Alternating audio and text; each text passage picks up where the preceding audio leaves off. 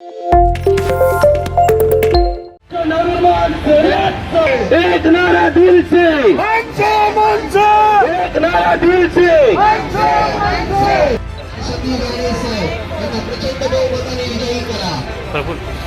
बंधू भगिनी आणि मातांनो, येत्या 20 तारखेला बटन दाबून प्रचंड भारी बहुमताने विजय करा। महाराष्ट्र नवनिर्माण सेनेचे उमेदवार संदीप राणे यांना प्रचंड भारी बहुमताने विजय करा। आपला हक्काचा बटन दाबून 20 तारखेला रेल्वे इंजिनवर प्रचंड भारी बहुमताने विजय करा। आपल्या संदीप राणे यांना प्रचंड भारी बहुमताने विजय करा। विधानसभेच्या निवडणुकीचा बिगुल वाजला आणि मीरा भाईंदर शहरामध्ये मनसेचे उमेदवार जे 145 विधानसभा क्षेत्रामधला जे उभे आहेत संदीप राणे यांनी प्रचाराचा नारळ फोडलेला आहे। मीरा रोड स्टेशन पासून सुरुवात केलेल्या ह्या उमेदवारी अर्ज असू दे किंवा ह्या प्रचाराची सुविधा झालेली आहे। तुम्ही शांती पार्क मध्ये आता येऊन ठेवलेले आपण जे उमेदवार आहेत आपण त्यांच्याशी चर्चा करणार आहोत। कोणकोणते विषय घेऊन कोणकोणते मुद्दे घेऊन ते लोकांसमोर मांडणार आहेत। सर नमस्कार, तुम्ही आज प्रचाराला तुमचा नारळ फोडलेला आहे, काय सांगाल कोणकोणते विषय घेऊन तुम्ही लोकांसमोर जाणार आहात? बघा, गेले 20 वर्ष या मीरा भाईंदरचे या 145चे नागरिक असतील हे वंचित आहेत। गेले 20 ते 25 वर्षापासून फक्त पाण्याचाच विषय आहे। हा महिलांचा फार एक मोठी अडचण आहे, लक्षात घ्या। मीरा भाईंदरमध्ये 20 वर्षापासून आपण ओरडतोय, पाणी नाही, गटार नाही, रोड नाही। आता तुम्ही बघा शांतीनगर परिसर हा रिडेव्हलपमेंटला निघाला आहे, ह्यांचा डोळा यांच्यावर आहे, लक्षात घ्या। ह्यांना इलेक्शन कशाला लढायचं आहे? फक्त रिडेव्हलपमेंट आणि भूखंड कुठे खाली आहे त्याच्यासाठी, बाकी यांचा काय उद्देश नाही। मी सर्व नागरिकांना या तुमच्या माध्यमातून चेतावणी देतोय आणि सांगू इच्छितो की तुमची आता या बिल्डिंगी सगळ्या मीरा भाईंदरमध्ये 145 मध्ये 70% बिल्डिंग रिडेव्हलपमेंटमध्ये निघाले आहेत। ह्यांचा डोळा त्याच्यावर आहे आणि माझ्यासमोर जे उमेदवार आहेत सगळे बिल्डर आहेत, लक्षात घ्या। त्यांचं पोट कुठे? बिल्डिंग बनवणार मध्ये, समजलं की नाही? त्यामुळे मला कळकळीची विनंती आहे, रिडेव्हलपमेंटचे जेवढे सतर्क राहायला पाहिजेत। हे कशाला निवडणूक उभे राहिलेत? खोटी माहिती लपवत आहेत। जर गव्हर्नमेंटचे तुमचे थकीत आहेत, तुम्ही पैसे भरायचे ते तुम्ही लपवताय, गुन्हे लपवताय। म्हणजे एवढी हे नको ना, 4 भरताना पण 4 फॉर्म भरलेत, कळलं का? आम्ही लोकांनी महाराष्ट्र फक्त एकच फॉर्म भरला, कारण आम्हाला भीती नाही, लक्षात घ्या ना। भीती आहे बायकोच्या नावावर, सुनेच्या नावावर, भावाच्या नावावर फॉर्म भरलेले त्या लोकांनी, म्हणजे किती घाबरतात तिला बघा। तर मला असं तुमच्या माध्यमातून सांगायचं, गेली 20 वर्षापासून वंचित आहेत लोक। आज तुम्हाला आज जागण्याची वेळ आलेली आहे। हा तुमचा अस्तित्वाची लढाई आहे। या ठिकाणी स्थानिक भूमिपुत्र असतील, स्थानिक रहिवासी असतील, ह्यांचे भूखंड आजपासूनच तुम्ही कंपाऊंड मारायला सुरुवात करा। येणारा काळ जर हे राक्षस परत आले तर तुमचे प्लॉट गेल्याशिवाय राहणार नाही, हे तुम्हाला मी या व्हिडिओच्या माध्यमातून सांगतोय। म्हणून येणाऱ्या 20 तारखेला महाराष्ट्र नवनिर्माण सेनेच्या उमेदवाराला मला संदीप राणे म्हणून तुम्ही निवडून द्या। तुमच्या विश्वासाला कुठेच तडा जायला देणार नाही, हे तुमच्या या माध्यमातून सांगतो। नक्की तुम्ही स्वतः कोकणातले आहात। मीरा भाईंदर शहराला उत्तमसारखा समुद्र किनारा लाभलेला आहे। राज ठाकरेंनी मध्ये भाषण केलं होतं, पर्यटन शहराला वाहतू शकतो, तर उत्तमसारखा सागरी किनारा परिसर आहे। तर या उत्तम परिसर तुम्ही जर निवडून आला तर काय कुठे भविष्यामध्ये? बघा, तुम्ही बघत असाल मीरा भाईंदरमध्ये फार मोठ्या प्रमाणात समुद्र किनारा आहे। त्या ठिकाणी मोठे मोठे थीम पार्क येऊ शकतात, मोठे मोठे प्रकल्प येऊ शकतात, पण आणले नाही त्यांनी। त्याचं कारण असं आहे की हे लोकांना स्वतःची त्या पहिली जागा बळकावायची आहे, नंतर त्याच्यानंतर ते लोक स्कीम आणणार, लक्षात घ्या। आता मच्छीमार त्या ठिकाणचे असतील, त्या ठिकाणी कोळी बांधव असतील, मुसलमान बांधव आहे, त्या ठिकाणी रोजीरोटी आपली कमवत आहेत। मच्छी सुकवण्याचा त्यांचा व्यवसाय आहे, हा उद्ध्वस्त करण्याचा त्यांचा मानस आहे, लक्षात घ्या। दहिसर पासून ते मीरा रोडला कनेक्टेड रोड हा का बनत नाही?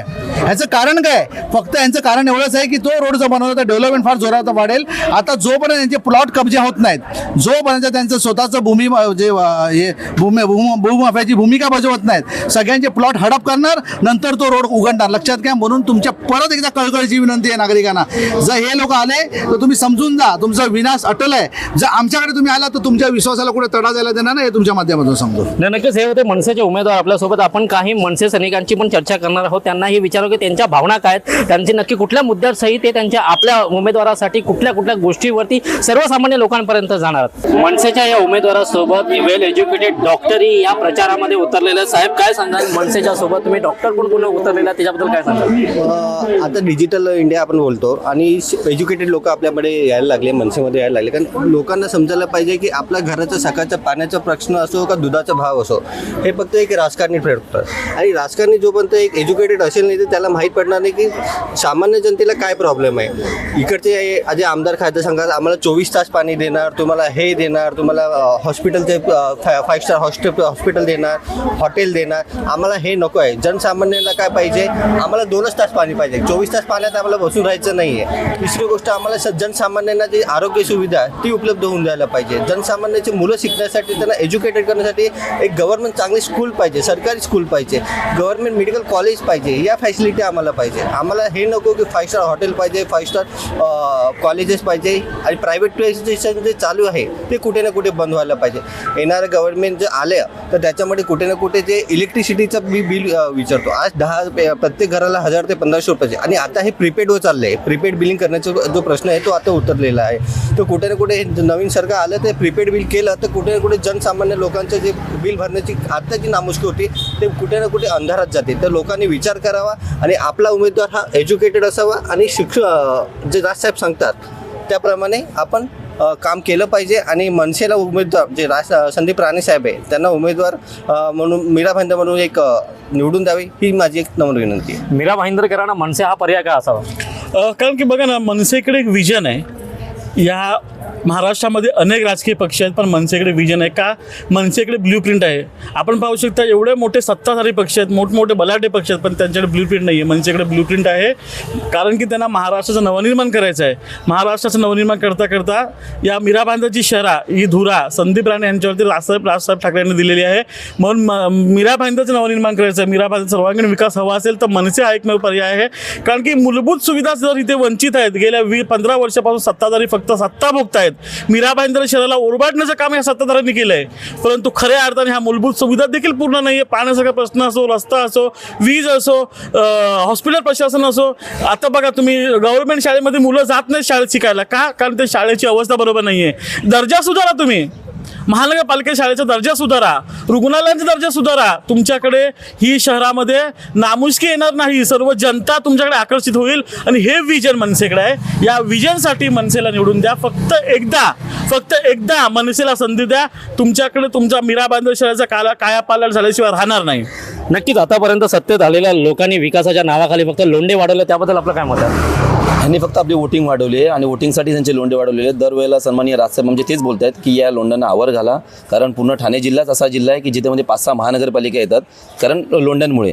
तर हे खासदार असतील, आमदार असतील, ह्यांनी फक्त वोटिंगचं राजकारण केलेलं आहे. जिथे उत्तर भारतीय असतील, गुजराती समाज असेल त्या समाजावर त्यांनी जास्त लक्ष दिलं आणि जे लोंढे वाढत आहेत त्यांना वाढवलेलं आहे. आम्हाला त्यांचा विरोध नाही आहे की त्यांनी यावं राहावं, आपल्या पद्धतीने हे करावं, पण जे काय लोंढे वाढत आहेत त्या लोंढ्याचा जो काय फटका आहे तो इकडचे जे आदिवासी पाडे असतील, इकडचे जे स्थानिक भूमिपुत्र आहेत त्यांना याचा फटका पडतोय. त्याच्यामुळे मला असं वाटतं की महाराष्ट्र नवनिर्माण एकदा मत देऊन बघावं, सन्माननीय राजसाहेबांच्या हातामध्ये एकदा सत्ता देऊन बघावी, कारण त्यांनी बीजेपी असेल, शिवसेना असेल, दोन्ही शिवसेना असतील, तुमचं जे हक्काचं मत आहे ते एकदा महाराष्ट्र नवनिर्माण सेनेला देऊन बघावं. तुम्हाला 2029 पर्यंत आपला महाराष्ट्र, आपला मीरा भाईंदर 145 नक्की बदल घडेल.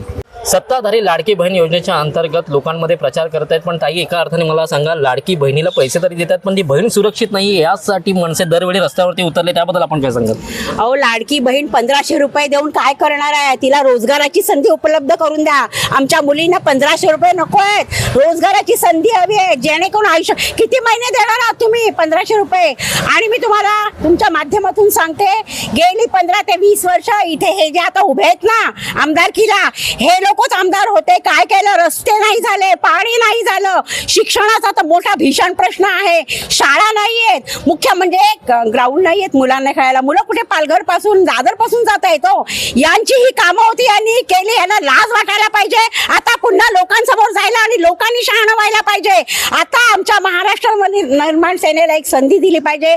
सन्माननीय राजसाहेबांचं जे विजन आहे त्याच्यासाठी संधी दिलेली पाहिजे, नाही तर मीरा भाईंदर वासियांचं भविष्य अत्यंत खराब आहे. मी तुमच्या माध्यमातून सांगते, आमचे संदीपदादा राणे आणि संदीपदादा पाचंडे रेल्वे इंजिन घेऊन उभे आहेत. तुम्ही सर्वांनी रेल्वे इंजिनचं बट दाबून आमच्या महाराष्ट्र नवनिर्माण सेनेला मत द्या आणि विजयी करा. धन्यवाद.